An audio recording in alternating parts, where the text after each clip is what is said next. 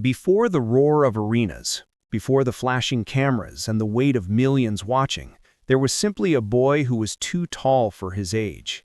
His shoulders would hunch slightly when he walked, as if he could make himself smaller, less noticeable. But you cannot hide when you tower over everyone, when strangers stop you on the street, when teachers seat you in the back of every classroom, not because you've misbehaved, but because you block everyone's view. That boy was Yao Ming, and his story begins not with glory, but with silence. On a warm July evening in 2011, Yao sat alone in a press conference room in Shanghai. Outside, the city hummed with its usual energy, millions of people moving through streets lined with neon and history, the old China and the new one existing side by side. But in that room, there was only stillness. He was 30 years old. Most players at 30 are entering their prime, finding the sweet spot between experience and athleticism, chasing championships with the wisdom of years behind them. But Yao's body had told him a different story. His left ankle, fractured and refractured, had whispered its final warning, and now he sat, preparing to tell the world that he was done. The weight he carried in that moment wasn't just his own disappointment. It was the dreams of 1.3 billion people who had watched him become the first Chinese player to be drafted first overall in the NBA, who had stayed up through the night to watch his games broadcast from Houston, who had seen in him not just an athlete, but a bridge between two worlds. How do you tell an entire nation that you can no longer carry their hopes? How do you explain that even giants break? But to understand that moment, we need to go back before the fame, before the pressure, before the injuries, back to a time when Yao Ming was just a boy who didn't particularly love basketball, born into a destiny he never chose. Shanghai in 1980 was a city rebuilding itself. The Cultural Revolution had ended just 4 years earlier, and China was beginning to open its eyes to the world beyond its borders. The streets were filled with bicycles rather than cars, and the city moved at a different rhythm than the Shanghai we know today. On September 12th of that year, in this ancient city, a baby was born who would change the way the world saw Chinese basketball. He weighed 11 pounds.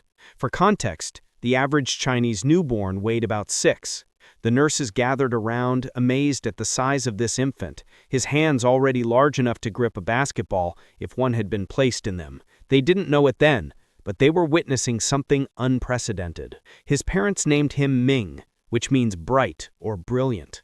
His mother, Fang Di, stood 6 feet 3 inches tall and had been a captain of the Chinese national women's basketball team. His father, Yao Yuan, was 6 feet 10 and had played for the Shanghai team.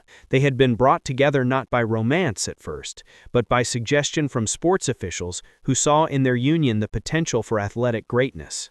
In China's sports system, where the state identified and cultivated talent from an early age, such arrangements were not uncommon. 2 exceptional athletes might produce an even more exceptional child. And they did. But what the officials couldn't predict was the quiet, thoughtful nature of the boy who would grow from that 11-pound infant. Young Min wasn't obsessed with basketball. While other children in Shanghai played in the streets with makeshift hoops, he preferred to stay inside, reading books about military history and naval battles. He was fascinated by strategy, by the stories of generals and admirals who had to think 3 moves ahead. Perhaps even then, some part of him understood that life itself would require that kind of strategic thinking. His childhood was marked by a hunger that wasn't metaphorical. China in the early 1980s was still recovering economically, and food was often scarce. Yao remembers his mother visiting the local markets at closing time, hoping to find discarded vegetables and scraps that vendors would otherwise throw away. She would wash them carefully, turning wilted greens and bruised produce into meals that somehow stretched to feed a growing boy who needed more calories than most children. He was always hungry, his body demanding fuel for growth that seemed to happen overnight. By age 9, he was already 5 feet 5 inches tall. He stood out in every photograph, every classroom, every gathering. Other children stared. Adults asked intrusive questions. Strangers on the street would stop and measure themselves against him, laughing at the absurdity of a child who could look down at grown men. Yao learned early to make himself small in other ways, to speak softly, to avoid confrontation, to apologize for taking up space. It's a peculiar burden, to be physically conspicuous while desperately wishing to disappear. His parents, having lived their own lives under the scrutiny of China's sports system, tried to shield him, but they also knew the reality. A boy who would grow to be over 7 feet tall in China would not be left to choose his own path. The state had plans for children like Yao Ming. The question wasn't whether he would play basketball. The question was only when the training would begin. The answer came when he was 12 years old. The Shanghai Sports School was not a place of childhood whimsy. It was a factory of discipline, where young bodies were molded and tested, where potential was either realized or discarded. When Yao arrived, he was already 6 feet 5 inches tall, towering over his coaches and most of the older students. But height alone meant nothing here. The school had seen tall children before. What they needed to determine was whether this particular tall child had the coordination, the endurance, the mental fortitude to become something exceptional. The days began at 5:30 in the morning. Before the sun rose over Shanghai, Yao and the other young athletes were on the court running drills in the cold morning air. Their breath came out in clouds during winter months, and their hands often went numb holding the basketball. But they kept going, because stopping wasn't an option. Breakfast was communal and brief, then more training. Shooting drills, defensive positioning, conditioning exercises designed to build stamina. Lunch, more training, dinner, homework, sleep. Then, the cycle began again. 10 hours a day, Yao practiced basketball. His body was still growing, adding inches every few months, and the constant training stressed his developing joints and bones. At 14, when most American teenagers were just beginning to play organized basketball, Yao was already an athlete with years of professional-level training behind him.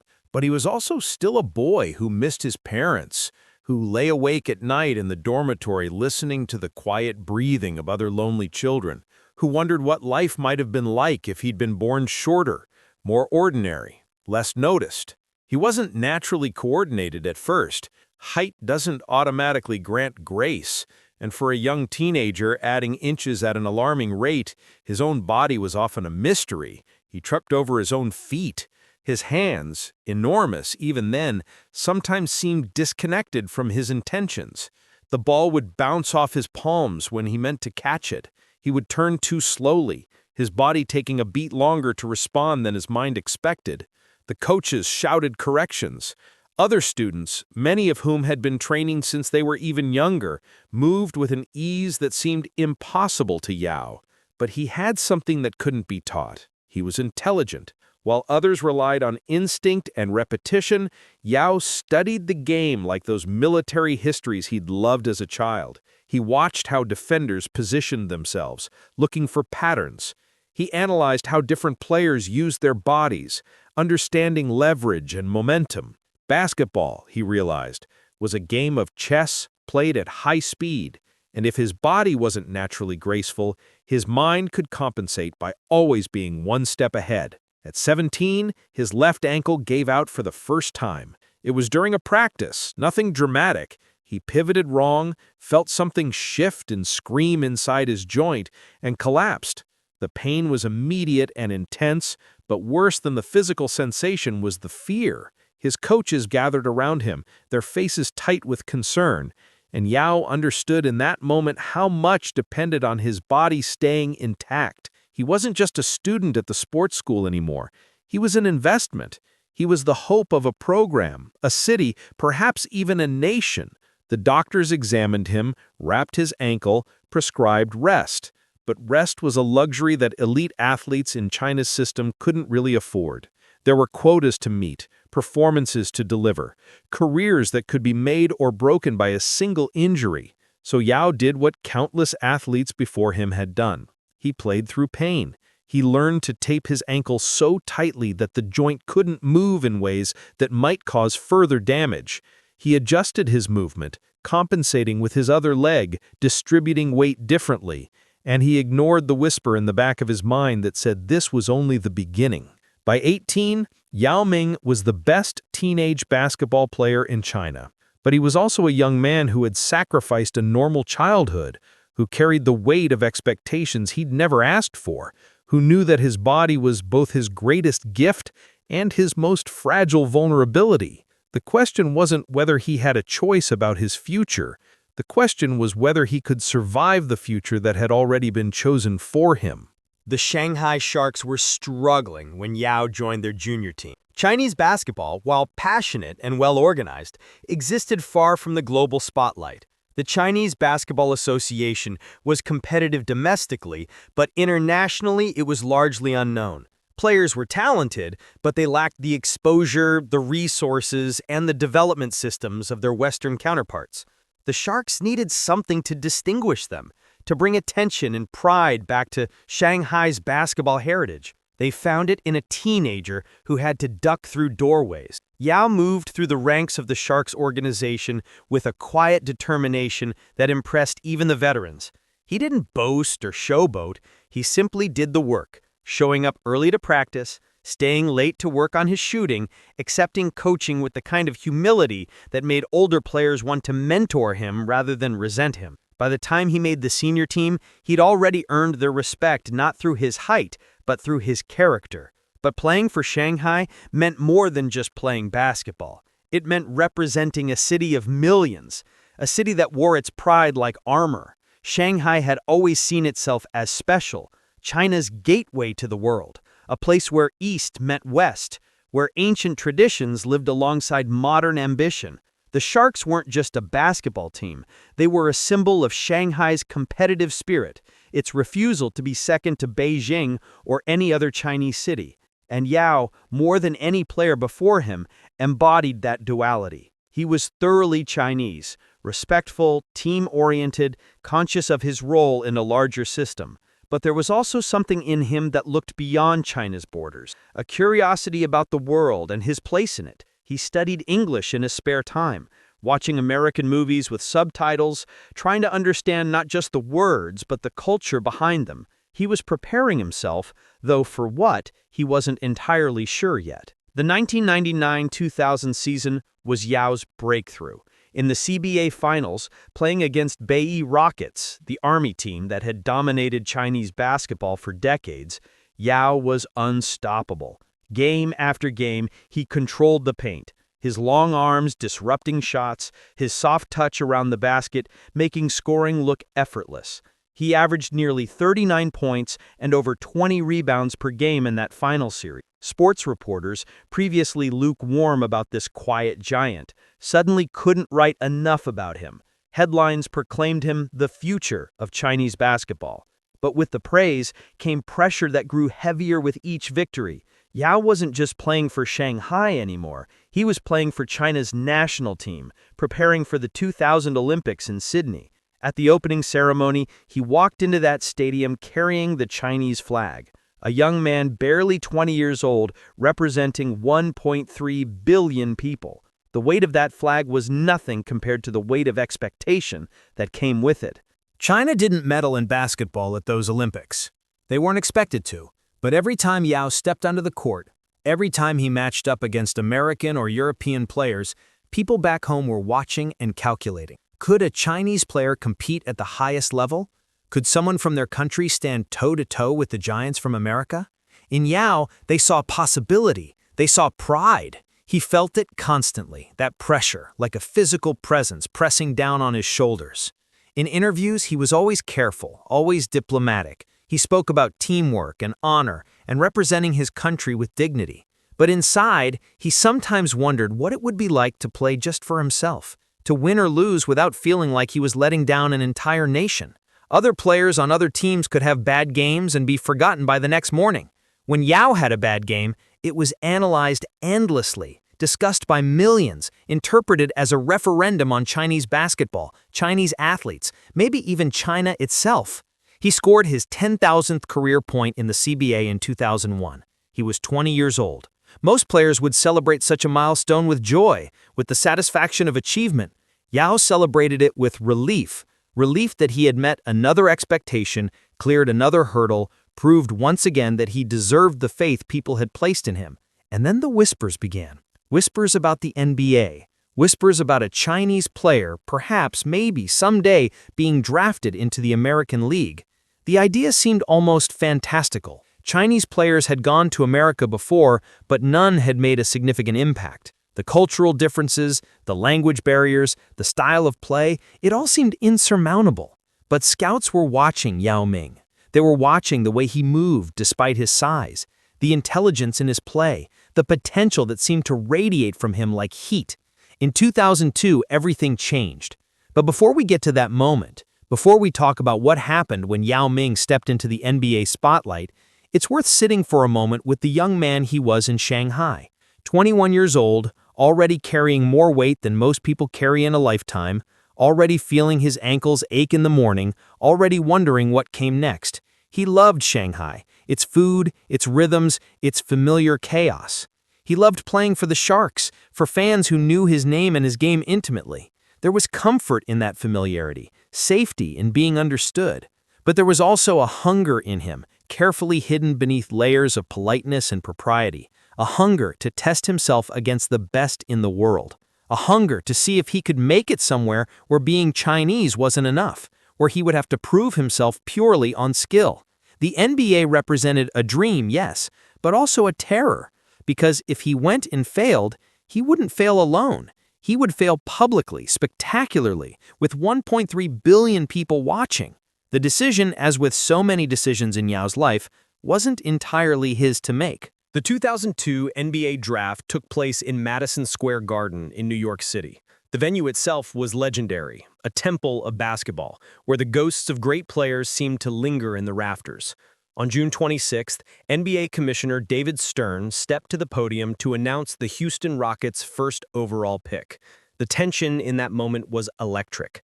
Everyone knew the name about to be called. Everyone understood the significance. With the first pick in the 2002 NBA Draft, the Houston Rockets select Yao Ming from Shanghai, China. In that sentence, history shifted. Yao Ming became the first international player drafted first overall without having played U.S. college basketball. He became the tallest player ever selected with the top pick. But more than statistics, he became a bridge between East and West, between ancient basketball traditions and the modern game, between a China beginning to assert itself on the world stage and an America still learning to see Asia as more than exotic or foreign. But the path to that moment had been anything but simple. The negotiations surrounding Yao's move to the NBA were complex, involving not just the Rockets organization, but also the Shanghai Sharks, the Chinese Basketball Association, and ultimately the Chinese government. Yao's contract included provisions that a percentage of his salary would go back to Chinese basketball.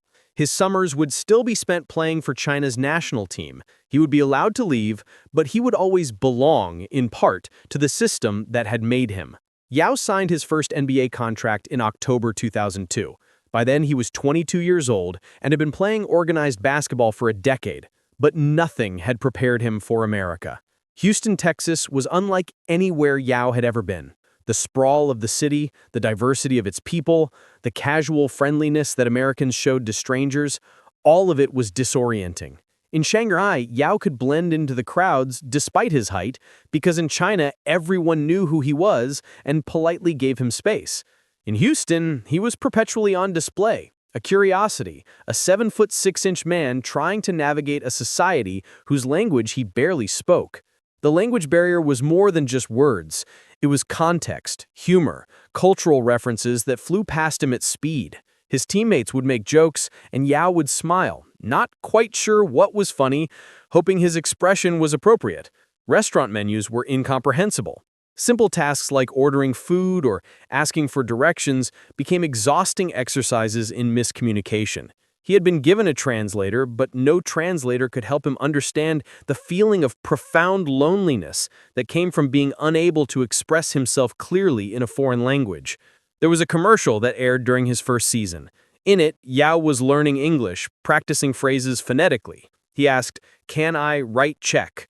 The words stiff and uncertain in his mouth. The The commercial was meant to be endearing, showing this gentle giant trying to navigate American life, but for Yao, who watched it on television in his apartment, it was a reminder of how much he was struggling, how every interaction was a performance, how exhausting it was to exist between two languages and never feel fully fluent in either.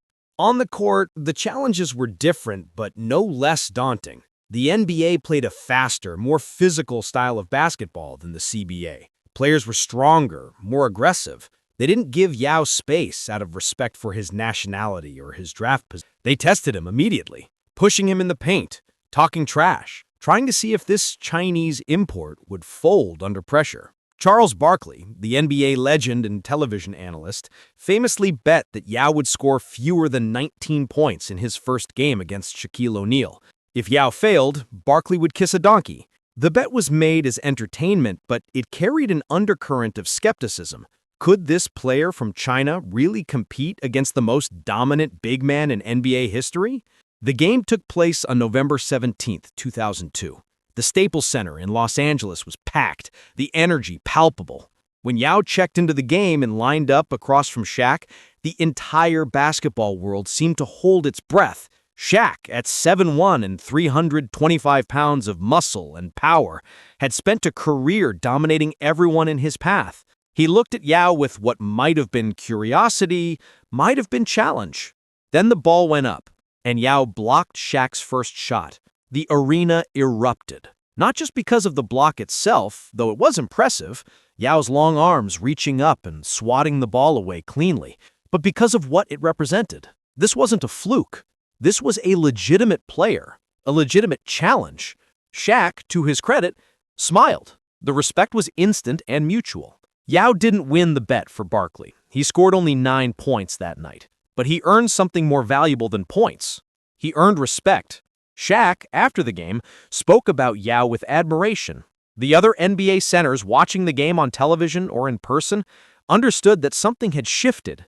This Chinese rookie would have to be taken seriously. But respect from opponents didn't make Yao's first season any easier. He was playing through a fog of exhaustion, the physical toll of an 82-game season, the mental strain of constant translation, the emotional burden of representing China to an American audience that often saw him as a curiosity rather than a competitor. Television broadcasts would show Chinese characters and play stereotypical Asian music when he entered games.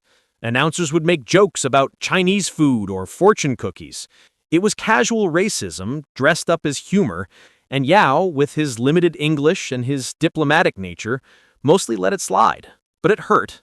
Every time someone reduced him to his nationality, every time his skill was seen as surprising because of where he came from, it was a small cut. His rookie season stats were respectable: 13.5 points per game, 8.2 rebounds, 1.8 blocks. But statistics couldn't capture the loneliness he felt in his Houston apartment at night, trying to watch American television and understand the culture around him. They couldn't measure the ache in his feet and ankles, the stress fractures beginning to form from the constant pounding of NBA games played on his still-developing body. They couldn't quantify the weight of 200 million Chinese people who stayed up through the night to watch his games, their hopes and dreams bound up in every shot he took. Yao was learning what it meant to be a pioneer.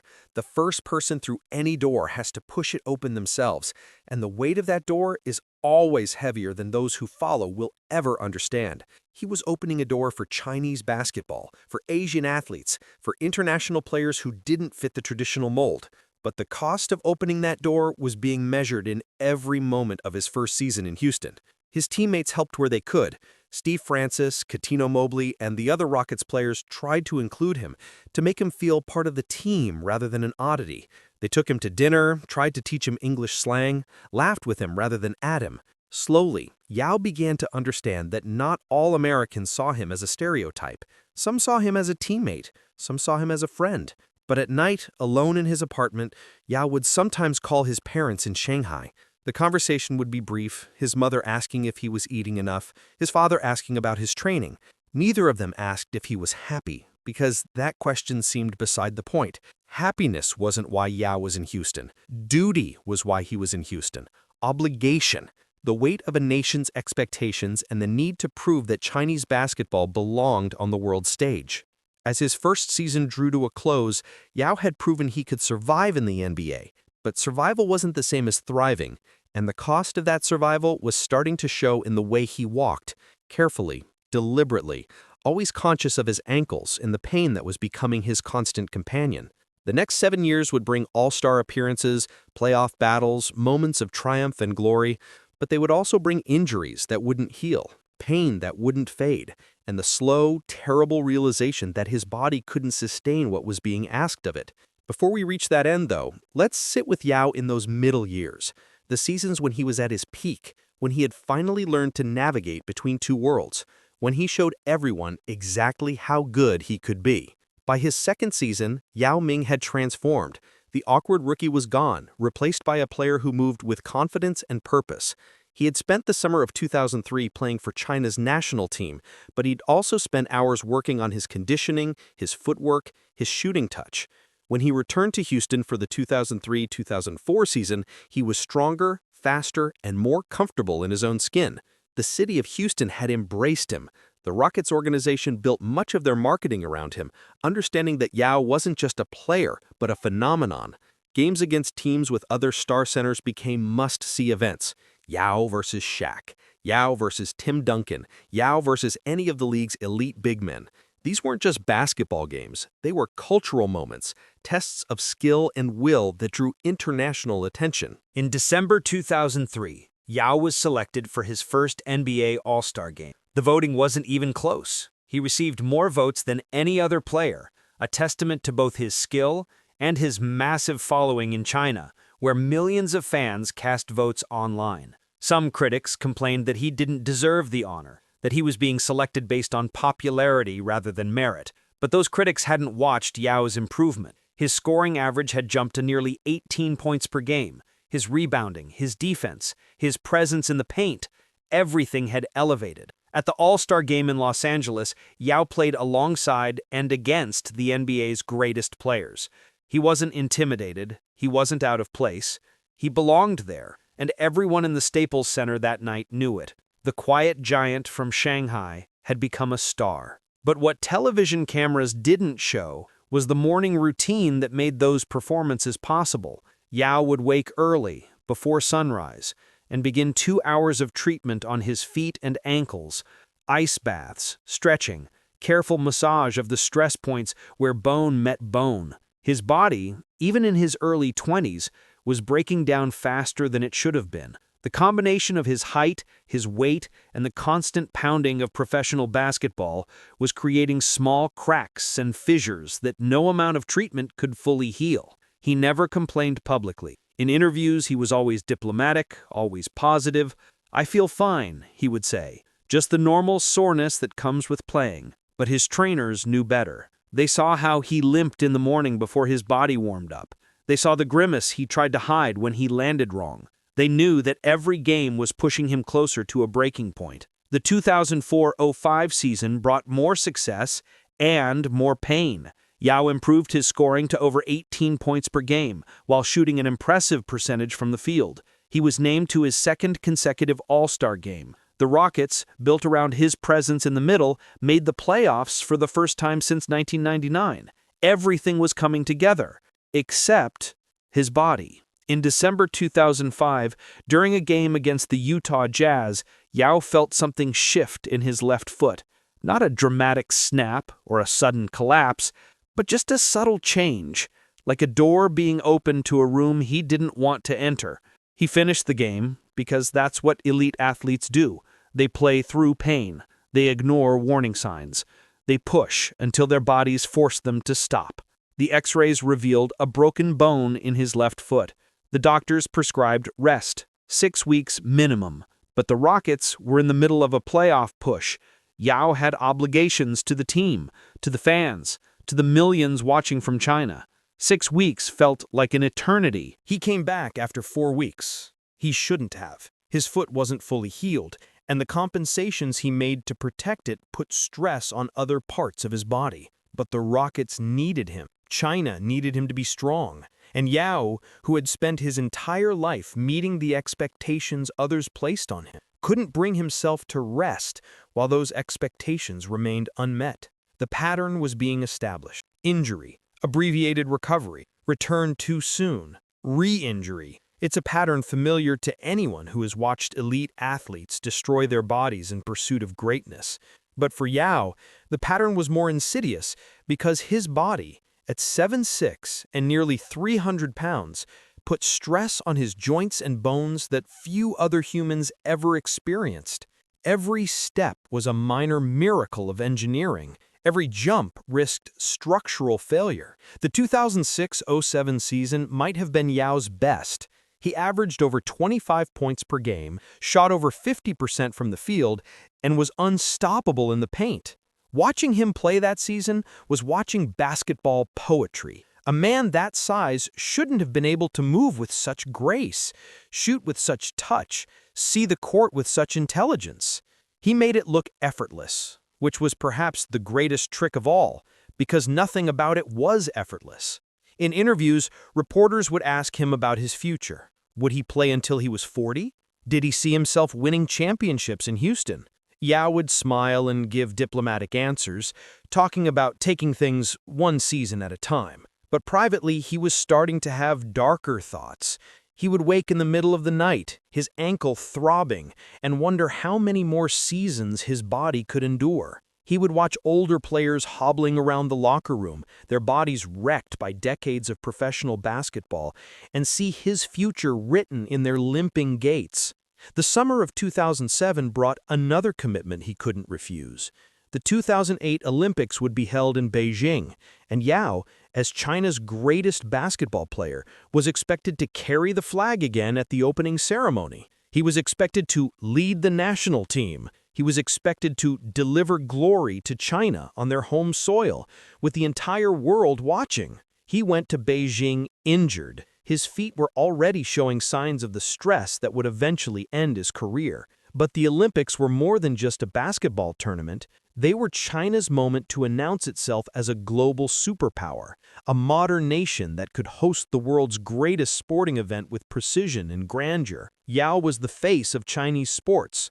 Disappointing the nation at that moment was unthinkable. China's basketball team made it to the quarterfinals, farther than they'd ever gone before. Yao played through pain in every game, his feet wrapped and taped so thoroughly that putting on his shoes took 20 minutes. After the Olympics ended, he flew back to Houston and immediately underwent surgery on his left foot. The bone that had broken in 2005 had never fully healed. Now it needed more invasive repair. He missed the first half of the 2008-09 season recovering. When he returned in January 2009, he wasn't the same player. The explosiveness was gone. He moved more carefully, more deliberately. Teammates noticed but said nothing. Coaches adjusted the game plan to minimize his running. Everyone pretended that this was temporary, that the old Yao would eventually come back. In the 2009 playoffs, the Rockets faced the Los Angeles Lakers. It was a brutal series, every game a war.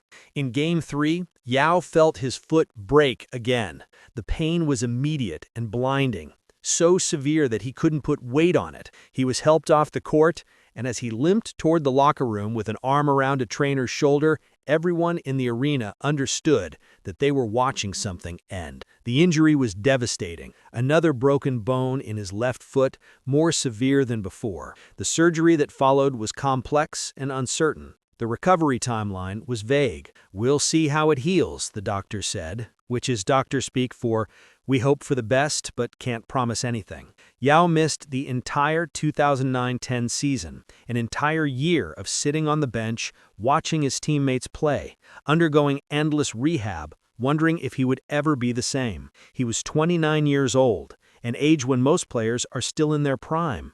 But his body was 49, 59, ancient in the way it creaked and protested. During that lost season, Yao had time to think, time to remember the boy he'd been in Shanghai, hungry and tall and uncertain, time to consider what basketball had given him, fame, wealth, a global platform, and time to count what it had cost, his body, his privacy, his ability to walk through a city without being recognized. His chance at a normal life. Friends visited. Former teammates called. Everyone asked the same question in different ways. Are you going to come back? And Yao would smile and say the right things about working hard and trusting the process. But inside, a question was forming that he didn't want to answer. Why would I come back? The Rockets were optimistic when Yao began his rehabilitation.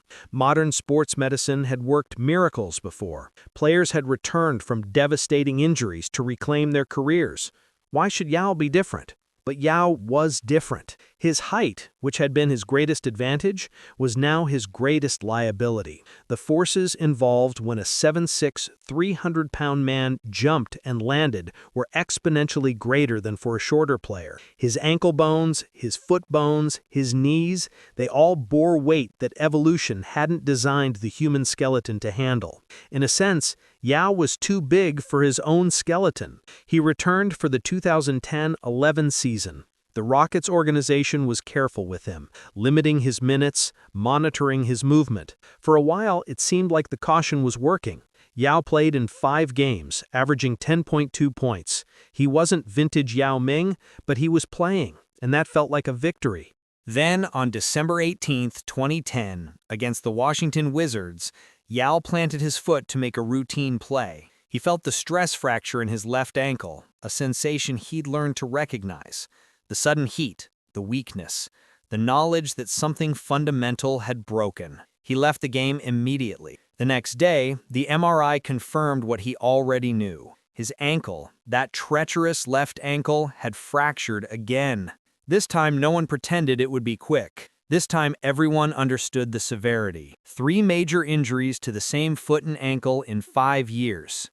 The bone wasn't healing properly because it never had time to heal properly. Every time Yao tried to return, he was building on a foundation of cracks and compromises. He was voted into the 2011 All-Star Game anyway, a testament to his popularity and the affection people felt for him. But he couldn't attend. He was in Houston, in a walking boot, contemplating an impossible decision. The mental calculation was brutal in its simplicity. If he continued playing, he risked permanent damage.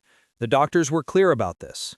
Another injury to that ankle could mean a wheelchair, could mean never walking normally again. But if he retired, he was admitting defeat. He was letting down the Rockets organization that had built around him, the Chinese fans who saw him as a hero, the young players in China who dreamed of following his path. Yao spent months in that liminal space, neither retired nor active. He attended games in street clothes.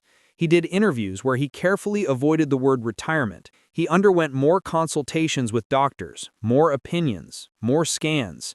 And slowly, the reality crystallized into something undeniable. His career was over. His body, pushed past its limits for too many years, had no more to give. The thought that finally made the decision clear wasn't about basketball. It was about his daughter. Yao and his wife, Li, a former Chinese basketball player he'd met through the national team, had a young daughter. Yao imagined her as a teenager, imagined walking with her through Shanghai or Houston, imagined playing with her in the park, imagined being able to run after her without his ankle collapsing beneath him. What good was a championship ring if he couldn't walk his daughter down the aisle someday? What glory was worth spending the rest of his life in pain, dependent on others, unable to do the simple things that fathers should be able to do? The doctors had been clear in their private conversations. One more serious injury to that ankle and the damage might be irreversible, not just to his basketball career, but to his basic mobility, the kind of injury that follows you for life, that makes simple stairs a challenge, that turns walking into something you have to think about instead of something you just do. Yao was 30 years old. Most NBA players at 30 are still climbing, still reaching for championships, still believing their best years are ahead of them. But Yao's best years were behind him, buried under the weight of expectations and the fragility of bones that had been pushed too far, too fast, for too long. In the spring of 2011, he made his choice. Or perhaps more accurately, he accepted the choice his body had already made for him. He would retire. He would walk away from the game that had defined his entire life, from the sport that had given him everything and taken nearly as much. He would choose his health over glory, his future over his past. But making the decision was one thing. Announcing it was something else entirely. July 20th, 2011. Shanghai. The press conference room was packed with journalists from around the world. The air conditioning struggled against the July heat and the presence of so many bodies pressed together. Cameras lined the back wall, their red recording lights like small eyes watching, waiting. Yao sat at a table in the front, a microphone before him, a prepared statement in his hands. He looked different than he had during his playing days, softer somehow, less burdened. Or perhaps that was just wishful thinking, a projection of what people wanted to believe. Because when Yao began to speak, his voice carried the weight of everything he was letting go. He thanked the people who needed thanking, his family, his coaches, his teammates, the Rockets organization, the fans in Houston and Shanghai and across China. His words were careful, diplomatic, exactly what you would expect from someone who had spent his entire life being watched and measured and judged. But there were moments when his voice caught slightly, when the emotion beneath the words threatened to break through. "Today is an important day for me," he said in Mandarin, the language of his childhood, the language where he could express himself without translation or uncertainty. "And it is a day I have been considering for a long time. I had to leave the court since I suffered a stress fracture in my left ankle for the third time at the end of last year. My past 6 months were a journey of pain and struggle. I have been thinking about my future over and over." The journalists scribbled notes. The cameras recorded everything. And in that moment, Yao was doing what he had always done, performing his personal pain for public consumption, turning his private struggles into something that could be shared and analyzed by millions. "Today I announce a personal decision," he continued. "I will formally end my career and retire from basketball." The words hung in the air for a moment, final and irreversible. And then the questions began. Why now? Was there any chance he might change his mind? Did he have regrets? What would he do next? The journalists asked their questions with professional courtesy, but underneath ran a current of something deeper, disappointment perhaps, or the need to understand how someone walks away from greatness. Yao answered each question patiently. No, this wasn't a hasty decision. Yes, he had considered every option. No, his body couldn't sustain another comeback attempt. Yes, he was at peace with his choice. The responses were measured, calm, the words of someone who had already done his grieving in private and was now simply making it official. Within hours, the news had spread around the world. In China, the social media platform Sina Weibo was overwhelmed with responses. 1.2 million comments in the first few hours alone. Some expressed sadness, some gratitude, some anger at the system that had pushed him so hard for so long. Chinese state media called him a national hero. American sports journalists wrote retrospectives analyzing his impact on the game. The basketball world, for a brief moment, paused to acknowledge what was ending. In Houston, Rockets fans gathered outside the Toyota Center, leaving flowers and notes at a makeshift memorial. They wrote messages thanking him for choosing their city, for giving them years of incredible basketball, for being more than just a player, but a bridge between cultures. Some of the notes were in English, some in Chinese, some in both, a fitting tribute to someone who had lived between languages his entire professional career. But perhaps the most telling response came not from grand statements or public memorials, but from the quiet comments of those who knew Yao best. His teammates spoke about his character, his kindness, his humor that American fans rarely got to see. His coaches talked about his intelligence, his willingness to learn, his dedication to improvement. His translator, who had spent years at his side, helping him navigate American culture, spoke about the loneliness Yao had endured, the sacrifices he'd made that no one outside his inner circle truly understood. Yao Ming had played 9 seasons in the NBA. He averaged 19 points, 9.2 rebounds, and 1.9 blocks per game. He was selected to 8 All-Star games. He made the All-NBA team 5 times.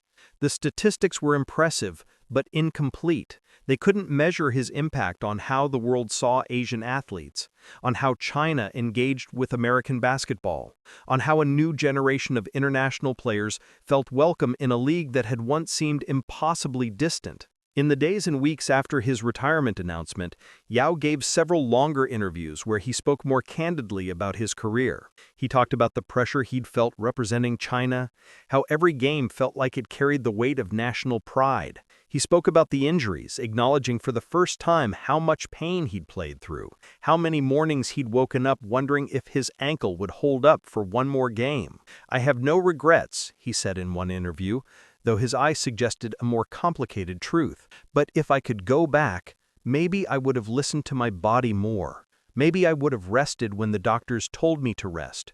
Maybe I would have remembered that basketball is just a game and life is longer than any career." The question of what if haunted many of those conversations. What if Yao had played in an era with better sports science, with more understanding of load management and injury prevention? What if he hadn't felt obligated to play for China's national team every summer, giving his body no time to recover? What if the Rockets had been more cautious, more willing to sit him even when he said he could play? What if Yao himself had been better at saying no? But what if is a question with no answer, a door that opens onto endless possibility and no resolution. The reality was simpler and sadder. Yao Ming's body, remarkable as it was, couldn't sustain what was being asked of it.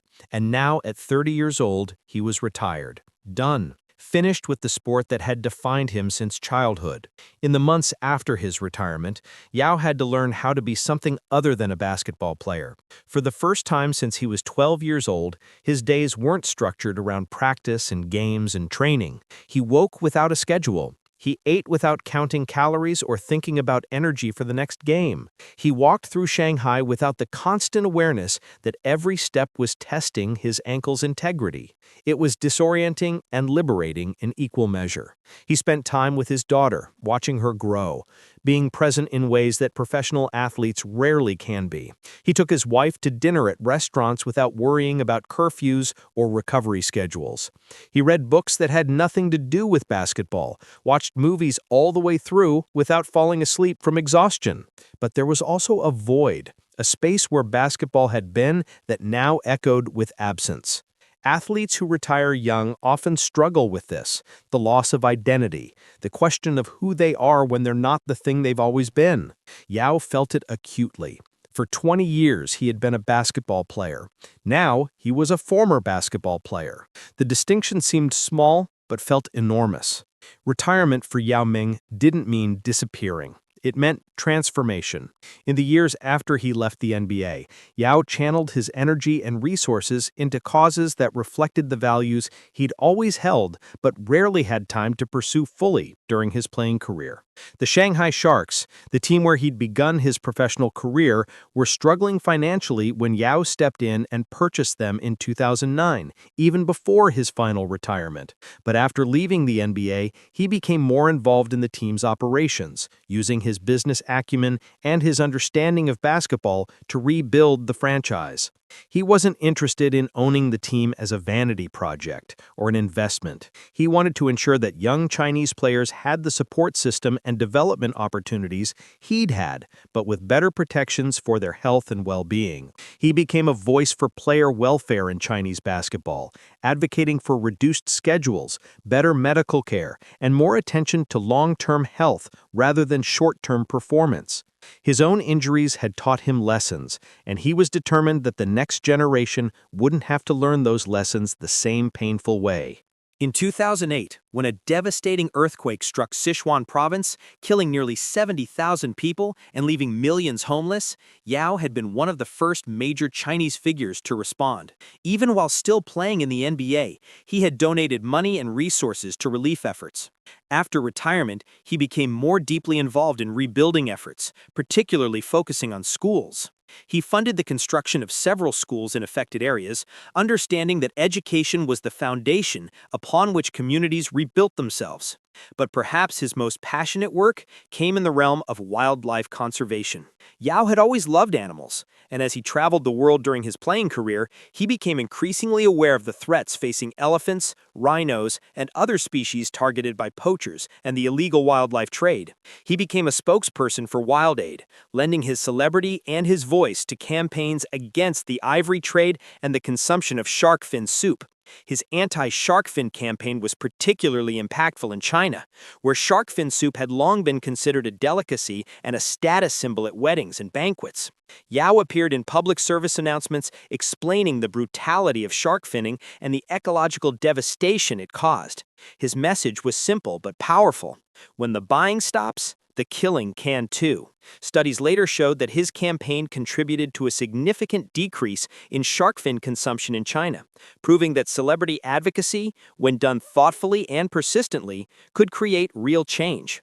In 2017, Yao took on perhaps his most challenging role, president of the Chinese Basketball Association. The position put him at the center of Chinese basketball's future, responsible for everything from youth development to national team performance to the overall health of the sport in a nation of over 1 billion people. It was, in many ways, more pressure than he'd faced as a player, because now he wasn't just representing Chinese basketball, he was shaping it. He approached the role with the same intelligence and thoughtfulness he'd brought to playing. He advocated for reforms in how young players were developed, pushing for systems that balanced competitive excellence with player welfare. He worked to improve the relationship between Chinese basketball and the NBA, facilitating pathways for Chinese players to train and compete internationally while ensuring they maintained connections to their home country. He also had to navigate the complex politics of Chinese sports administration, where success was measured not just in wins and losses, but in alignment with broader national goals and governmental priorities.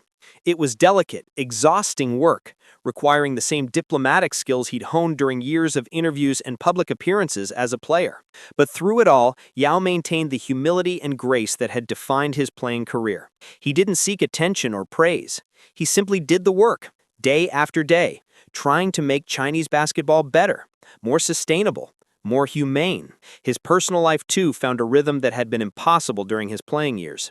He and Yali raised their daughter away from the constant spotlight, trying to give her the normal childhood he'd never had. They lived in Shanghai, but also maintained a home in Houston, bridging the two cities that had shaped his adult life.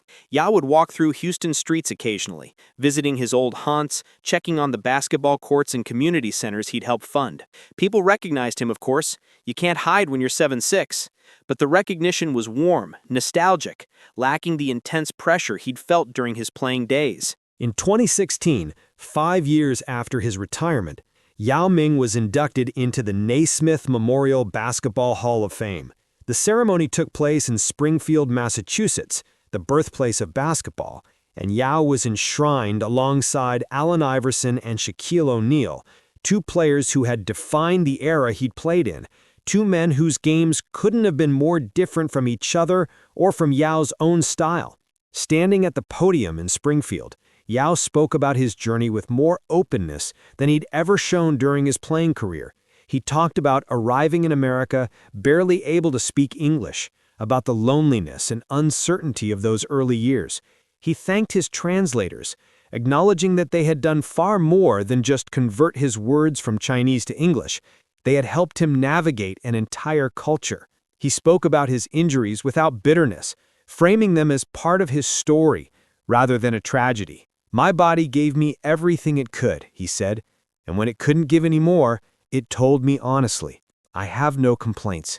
And he spoke about what basketball had taught him beyond the game itself, about perseverance, about cultural exchange, about the power of sports to connect people across vast differences of language and geography and history.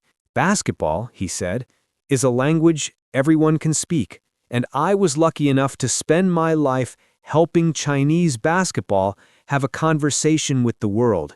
The audience in Springfield rose to their feet, applauding not just for the accomplishments on the court, but for the dignity with which Yao had carried himself through every challenge. He stood there, this giant of a man, and for once the weight he was carrying seemed lighter. He had made it through.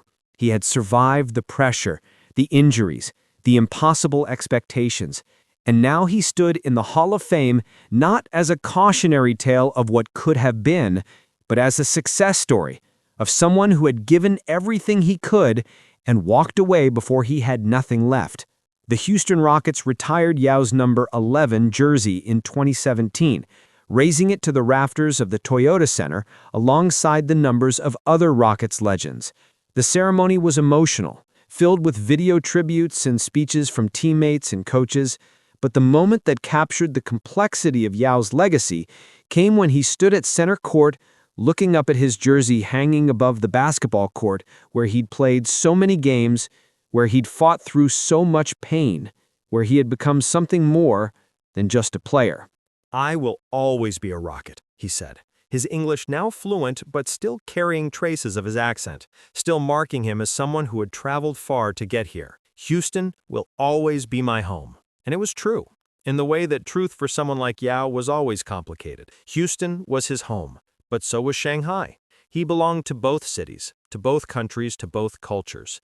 He had spent his entire adult life being pulled between them, never fully belonging to either, always conscious of representing one to the other.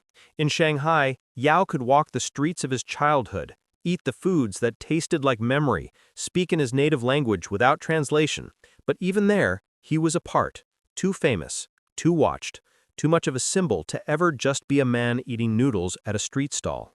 In Houston, he had found community and respect, had played the best basketball of his life, had discovered a city that embraced him despite and because of his differences. But even there, he was other, the Chinese player, the international star, the man whose loyalties were always assumed to be divided. This was the price of being a bridge. You stand between two places but are rooted in neither. You connect worlds but are always conscious of the gap you're spanning. You belong to everyone and no one. Yet Yao seemed to have made peace with this peculiar position. In interviews in his later years, he spoke about it with a philosophical acceptance. "I am Chinese, and I am also someone who lived in America and learned to love it. These things are not contradictions, they are just different parts of who I am." His daughter, growing up bilingual and bicultural, represented a generation that might not feel as torn. For her, being Chinese and speaking English, eating dim sum and pizza, celebrating both Lunar New Year and Christmas, these weren't contradictions. They were simply her life, as natural as breathing. Perhaps that was part of Yao's legacy too, helping to create a world where the next generation wouldn't have to choose, where they could embrace complexity without feeling fractured by it. The basketball courts Yao built in underserved neighborhoods in Houston and Shanghai became gathering places where young players would practice, their dreams as big as Yao's once were, but hopefully less burdened by the weight of national expectation. Some of these kids had posters of Yao on their bedroom walls. Some wore replicas of his jersey. They saw in him proof that someone from China could make it in the NBA, that being different didn't mean being lesser, that giants could learn to be graceful. But the most important thing Yao modeled for them wasn't his success on the court. It was his decision to walk away when his body said enough. In a culture that often valorizes pushing through pain, that treats the body as an instrument to be used until it breaks, Yao's choice to prioritize his long-term health was radical. He taught a generation of young athletes that it's okay to stop, that your worth isn't determined by how much pain you can endure, that there is life beyond basketball. His ankles, still fragile, still requiring careful management, were a daily reminder of what he'd sacrificed and what he'd saved. He walked with a slight limp, noticeable if you knew to look for it. Stairs were taken carefully, deliberately. Long periods of standing required rest afterward, but he walked. He played with his daughter. He traveled the world for his conservation work and his basketball administration duties. He lived a full life, just one at a different pace than his playing years. Sometimes, late at night, he would watch highlights of his playing career on YouTube. The younger Yao on the screen moved with a fluidity that current Yao remembered but could no longer access. That Yao could jump, could run the floor, could play 40 minutes without wincing. Watching his ankles, still fragile, still requiring careful management, were a daily reminder of what he'd sacrificed and what he'd saved. He walked with a slight limp, noticeable if you knew to look for it. Stairs were taken carefully, deliberately. Long periods of standing required rest afterward. But he walked, he played with his daughter, he traveled the world for his conservation work and his basketball administration duties. He lived a full life, just one at a different pace than his playing year. Sometimes, late at night, he would watch highlights of his playing career on YouTube. The younger Yao on the screen moved with a fluidity that current Yao remembered but could no longer access. That Yao could jump, could run the floor, could play 40 minutes without wincing.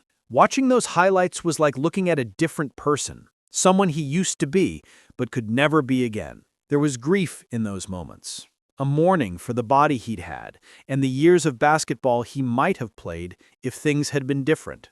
But there was also gratitude. He had been fortunate enough to play professional basketball at the highest level. He had represented his country on the world stage. He had built friendships and earned respect. He had survived. In 2020, when the COVID-19 pandemic locked down the world, Yao found himself in Shanghai with his family. The city where he'd been born, where his story had begun, was one of the first places to experience the virus and one of the first to emerge from lockdown. During those strange, quiet months, Yao spent time reflecting on his life, his career, his legacy. He was 40 years old, the age when many former athletes are just beginning to come to terms with their retirement, just starting to build identities separate from their playing careers. But Yao had been retired for nearly a decade. He'd had time to process, to heal, to become something other than a basketball player. In interviews conducted over video calls during the pandemic, he spoke about what he'd learned, about the importance of listening to your body, of accepting limitations, of finding purpose beyond performance, about the weight of expectation and how it can crush you if you let it, or how it can motivate you if you learn to carry it properly. When I was playing, he said in one interview, I always felt like I was carrying China on my shoulders. Every game, every shot, every interview, it all mattered because I was representing my country. And that weight, it was heavy, sometimes too heavy. The interviewer, sensitive to the vulnerability Yao was showing, asked carefully, "Do you resent it, the pressure?" Yao considered the question for a long moment. "No," he finally said, "because I also understood why it mattered. China wanted to see one of their own succeed on the world stage. They wanted proof that we belonged there, and I was lucky enough to be the person who could give them that proof. Yes, it was heavy, but it was also an honor." "And now," the interviewer pressed, "do you still feel that weight?" "Now," Yao smiled, "I feel lighter. I still work hard, I still want to make Chinese basketball better, but I don't feel like I'm carrying it all alone anymore. There are other players, other coaches, other people working toward the same goals. I'm just one person doing what I can." It was a revelation of sorts, this admission that he no longer carried the world on his shoulders. For someone who had spent his entire life being extraordinary, there was freedom in accepting ordinariness. Not that Yao Ming could ever be truly ordinary, fame doesn't work that way, and 7'6" men will always draw attention, but he could be ordinary in his ambitions, in his daily life, in the simple pleasures of drinking tea with his wife and helping his daughter with homework. The pandemic also gave Yao time to work on a project that had been germinating for years, a foundation dedicated to youth basketball development in China. The Yao Foundation, which he'd started in 2008, had been doing good work for years, but the pandemic downtime allowed him to expand its mission and structure. The foundation's approach was different from traditional Chinese sports development. Instead of identifying talented young players and pushing them into intensive training programs, the foundation focused on making basketball accessible to all children regardless of their skill level or physical gifts. The goal wasn't to create the next Yao Ming. The foundation's literature explicitly stated that they weren't looking for future NBA stars. The goal was to give children the joy of playing, the lessons that sports can teach about teamwork and perseverance and failure and success. It was, in many ways, the childhood Yao wished he'd had. One where basketball was a game first and a career second. One where children could play without the weight of national expectation crushing their shoulders. One where being tall and talented didn't automatically mean sacrificing your agency to become what others needed you to be. The foundation built courts in rural areas where children had never had access to proper facilities. It trained coaches in methods that emphasized development over winning, that taught skills but also sportsmanship and joy. It provided equipment to schools that couldn't afford it. And it created leagues where the score mattered less than the experience, where every child got playing time regardless of ability. Critics said the approach was too soft, that it wouldn't produce elite athletes. They argued that China needed champions, not children having fun. But Yao was unmoved by these criticisms. He said, "We have plenty of programs designed to create champions. We need more programs designed to create happy, healthy children who love basketball." His own daughter, watching her father dedicate himself to this work, began to understand the complexity of his legacy. She was old enough now to watch videos of her father playing, to read articles about his career, to understand that he'd been someone important. But she also saw him limping in the morning, saw the careful way he moved, heard the stories about injuries and pain. One night, she asked him if he regretted playing basketball.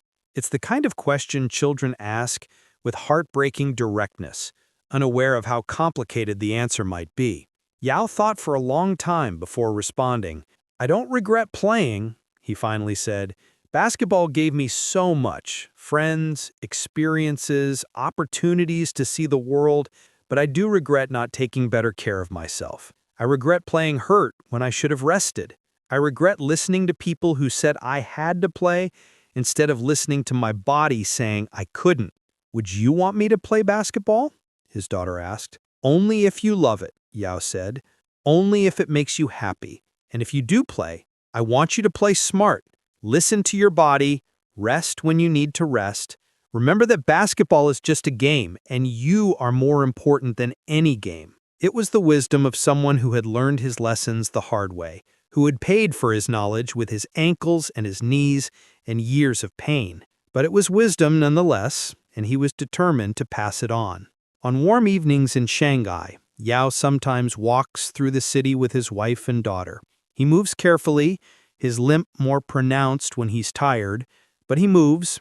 They eat ice cream from street vendors, they window shop in the old French concession, they watch street performers and browse bookstores and do all the mundane, beautiful things that make up a life. Sometimes people recognize him.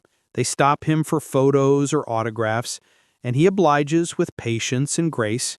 But more often, especially in the evening light, people are caught up in their own lives, their own concerns, and Yao is just another tall man walking with his family. This was the dream he'd had during his playing years, during all those moments of fame and pressure and constant visibility. Not retirement exactly, but anonymity, the freedom to exist without every moment being observed, analyzed, interpreted as representative of something larger than himself. He hasn't achieved full anonymity. That's impossible for someone who became a global icon, but he's achieved something close to it, something better. He's achieved ordinariness in the spaces between recognition. He has moments, hours, sometimes entire days, where he's just Yao. Not Yao Ming, the former NBA All-Star, not Yao Ming, the symbol of Chinese basketball, just Yao, a man who loves his family and likes almond cookies, and walks a little carefully because his ankles remind him of everything he's been through. In Houston, his jersey hangs in the rafters of the Toyota Center. Number 11, red and white, frozen at the peak of an arc he could no longer complete. It hangs alongside other retired numbers, other legends who gave themselves to the Rockets organization. But Yao's jersey means something different than the others. It represents not just excellence on the court, but the bridge he built between cultures, the door he opened for international players, the proof he provided that basketball was truly a global game. Young players from China and across Asia look up at that jersey and see possibility. They see that someone who looked like them, who came from where they came from, who spoke their language and understood their culture, could make it at the highest level. Some of them will try to follow his path. Some will succeed in ways Yao never did, staying healthy, winning championships, achieving the career he might have had if his body had held up. And Yao will cheer for them, will feel proud of their success, will see it as validation of the path he helped create.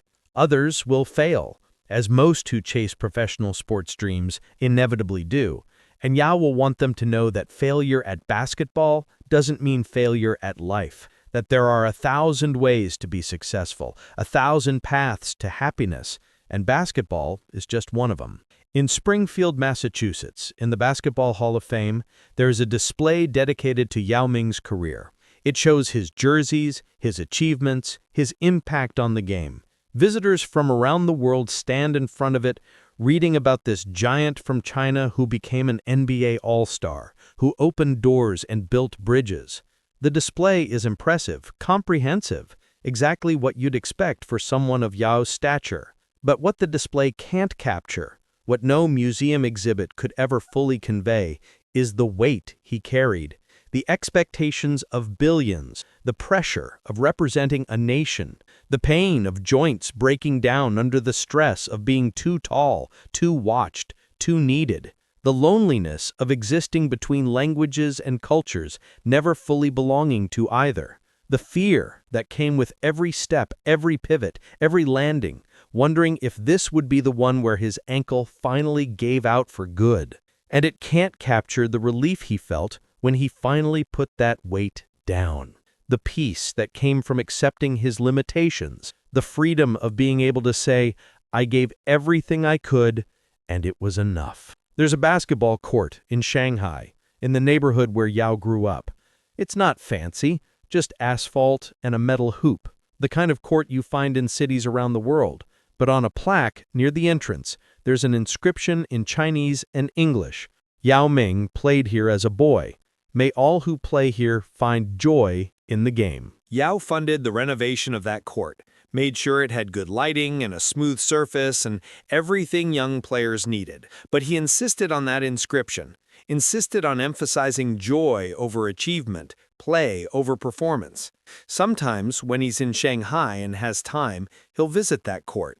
He'll sit on a bench and watch children play, their voices high and excited, their movements full of the unconscious grace that comes before bodies are pushed past their limits. He watches them take terrible shots that somehow go in, watches them argue over fouls, watches them choose teams and play with complete immersion in the moment. None of them are thinking about representing their country. None of them are worried about expectations or pressure or whether they're good enough. They're just playing, and the simplicity of it is beautiful. One afternoon, a young boy, maybe 10 years old, already tall for his age, noticed Yao sitting there. The boy approached cautiously, clearly recognizing him, but unsure if he should disturb this famous man. "Are you Yao Ming?" the boy asked in Mandarin. "I am," Yao replied, smiling. "Did you really play in the NBA?" "I did." The boy considered this information, his eyes moving from Yao to the court and back again. "Was it fun?" Of all the questions Yao had been asked over the years, about championships and all-star games and being #1 overall, this might have been the most important. Was it fun? "Sometimes," Yao answered honestly. "When I was able to just play, when I could forget about everything else and focus on the game, it was the most fun I've ever had. But other times, it was hard, really hard. My coach says I should try to play professionally someday, because I'm tall." Yao looked at this child, at his familiar uncertainty, at the way he hunched his shoulders slightly as if trying to minimize his height. He saw himself at that age, saw the path that had been chosen for him rather than by him. "Do you want to play professionally?" Yao asked. The boy shrugged, a gesture that conveyed more than words could. "I don't know. Sometimes yes. Sometimes I just want to play with my friends." "Then play with your friends," Yao said gently. "And if someday you decide you want to play professionally, that's wonderful. And if you decide you don't, that's wonderful too. But don't let anyone tell you what you have to be because of how tall you are. Your body is yours. Your life is yours. Remember that." The boy nodded, though Yao wasn't sure how much he understood. It was wisdom that could only be earned through experience, through pain, through the process of losing yourself and finding yourself again.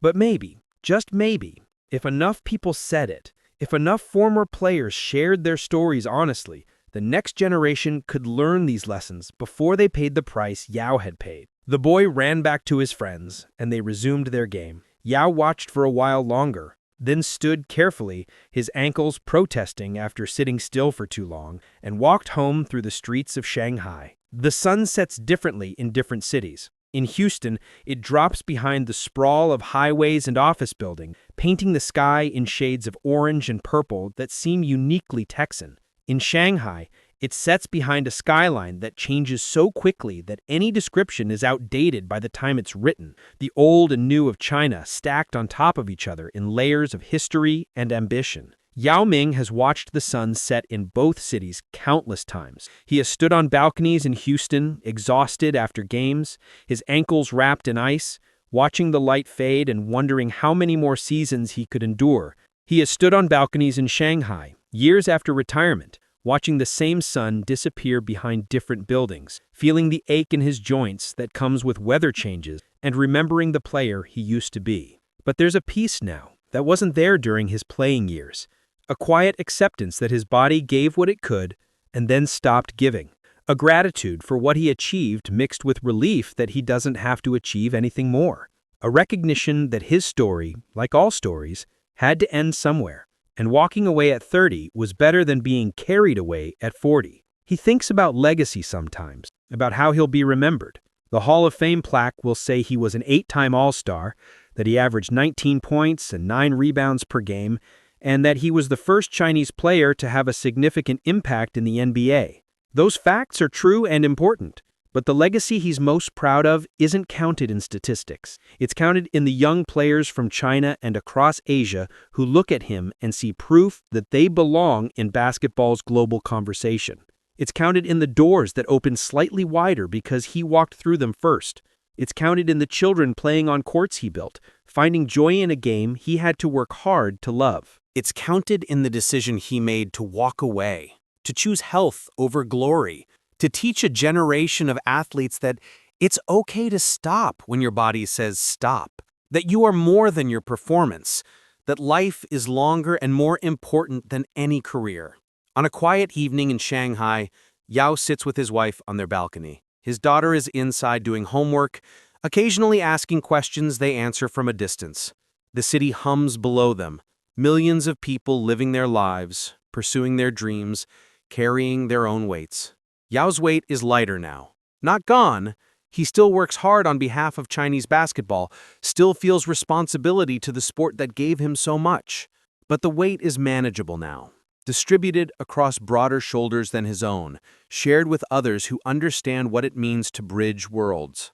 He thinks about the boy he was, hungry, uncertain, hunched in on himself despite his height. That boy who loved military history and never asked to play basketball. That boy who was told what his life would be before he was old enough to have an opinion about it. Yao wishes he could tell that boy that it would be okay, that the path ahead would be difficult, painful even, but that he would survive it, that he would find meaning not just in the game, but beyond it, that his body would break but his spirit wouldn't. But perhaps that's the nature of life. We can't warn our younger selves, can't give them the wisdom we've earned through suffering. They have to walk the path themselves, make the mistakes, endure the pain, and come out the other side changed but intact. The lights of Shanghai begin to twinkle as evening deepens into night. Somewhere in the city, children are playing basketball on the courts Yao helped build. Somewhere in Houston, fans are filing into the Toyota Center for a Rockets game, walking beneath his retired jersey. Somewhere in between, a young player from China is dreaming of the NBA, imagining themselves following the path Yao blazed. And here on this balcony, Yao Ming sits in the quiet evening, his ankles aching the way they always do now, his family nearby, his responsibilities manageable, his peace earned through sacrifice and choice. The giant who carried a nation learned, in the end, that the most important thing he could carry was himself. That choosing his own health, his own future, his own peace, that wasn't weakness or failure or letting anyone down. It was strength of a different kind. The kind of strength that comes from knowing when to put down the weight you've been carrying and trust that the world won't collapse without you holding it up. Basketball gave Yao Ming a platform. It gave him fame and wealth and opportunity. It gave him a way to represent China on the world stage, to build bridges between cultures, to open doors for the players who had come after him. But it also took its toll, asked for more than anybody should have to give, tested him in ways that left permanent marks. In the end, what Yao gave basketball was equally significant. He gave it dignity and intelligence and a grace that transcended language barriers. He gave it proof that the game belonged to the world, not just to one country or one culture. He gave it his health, his privacy, his chance at a pain-free life after 30. And when he could give no more, he walked away with the same quiet dignity he'd shown in arriving. There's a tradition in Chinese culture, the concept of face, the respect and honor one carries in the eyes of others. For much of Yao's career, maintaining face meant never showing weakness, never admitting to pain, always projecting strength and capability. To retire at 30, to admit that his body couldn't continue, that risked losing face, risked disappointing those who had invested their hopes in him. But Yao's retirement press conference, his honest discussion of his injuries and limitations, actually did something more powerful than maintaining traditional face. It redefined what strength looked like. It showed that true courage wasn't playing through pain that would cripple you, it was having the wisdom to stop. That honoring your body and your future was more important than any game or any expectation. The response in China reflected this shift. While some criticized his decision, many more praised his wisdom. Parents who had pushed their children into sports began to question whether winning was worth the cost to young bodies. Coaches started to implement better rest protocols, began to pay more attention to injury prevention and load management. The Chinese Basketball Association, with Yao eventually at its helm, began to reform its approach to player development. It wasn't a revolution. Systems changed slowly, especially systems as established as China's sports apparatus, but it was a beginning. And it started with one man having the courage to say, "I've given enough. My body has given enough. It's time to stop." In the years since his retirement, other athletes have followed similar paths. They've retired earlier than previous generations, prioritized their health, spoken openly about mental and physical struggles that athletes in earlier eras kept hidden. Yao wasn't solely responsible for this shift, but he was part of it. His decision, another data point in a growing understanding that athletes are human beings, not machines to be used until they break. His foundation's work with children reflects this philosophy. The coaches trained through his program are taught to recognize signs of overuse injuries, to enforce rest periods, to understand that a child who plays less but plays healthier will have a longer, more enjoyable relationship with basketball than a child who burns out by 15. It's a different model than the one that shaped Yao's own development, and that's precisely the point. He's using his experience, his scars literal and metaphorical, to create a better path for those who come after. That's perhaps the truest form of legacy. Not just the records you set or the games you won, but the ways you use your experience to improve the world you're leaving behind. Sometimes, late at night, when sleep won't come and his ankles ache with the particular insistence that comes with old injuries and changing weather, Yao thinks about the what-ifs. What if he'd been born in a different era, with modern sports science and better understanding of load management? What if he'd been allowed to rest more, play less for the national team, take summers off to let his body recover? What if he'd been 6 inches shorter, his skeleton better able to handle the stress of professional basketball? These thoughts are melancholy, but not bitter. They're the natural contemplations of someone who understands how thin the line is between success and failure, between a Hall of Fame career and one cut short by injury. Yao stands on both sides of that line. He achieved greatness, and he paid for it with his body. Both things are true. Both things will always be true. But then he hears his daughter laughing in another room, or feels his wife's hand on his shoulder, or thinks about the children playing on courts he built, and the what-ifs fade into insignificance. Because this life he has now, this peace he's found, this ability to walk and play with his daughter and pursue causes he cares about, this is worth more than any championship ring or MVP award. He gave up basketball, but he gained a life. And in the final accounting, when everything is weighed and measured, that trade was worth making.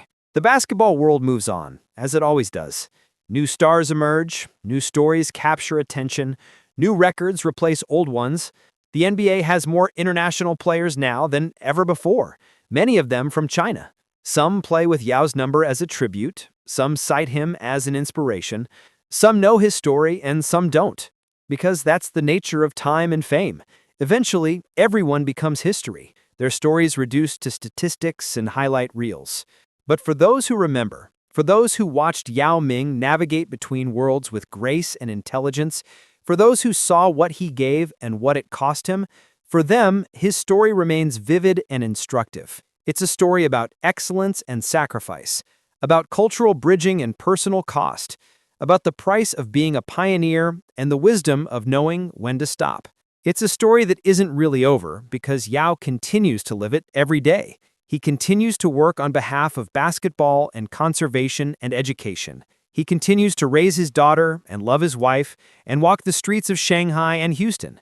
He continues to carry responsibility, but now it's responsibility he's chosen rather than responsibility thrust upon him by circumstances of his birth. And on the quietest nights, when the world is still and his family is asleep, and the cities on 2 continents are pausing to catch their breath, Yao Ming sits in that liminal space between waking and sleeping, between past and present, between the person he was and the person he's become. He thinks about the young man who arrived in Houston, unable to speak English, terrified and determined in equal measure. He thinks about the child in Shanghai, growing too fast, eating too little, dreaming of anything but basketball. He thinks about the player at his peak, moving with power and grace, showing the world what Chinese basketball could be. He thinks about the press conference in Shanghai, announcing his retirement, feeling the weight lift even as his heart broke slightly. And he thinks about now, about this moment, sitting in the darkness with his thoughts and his memories and his aching ankles. This moment of peace that he fought so hard to reach.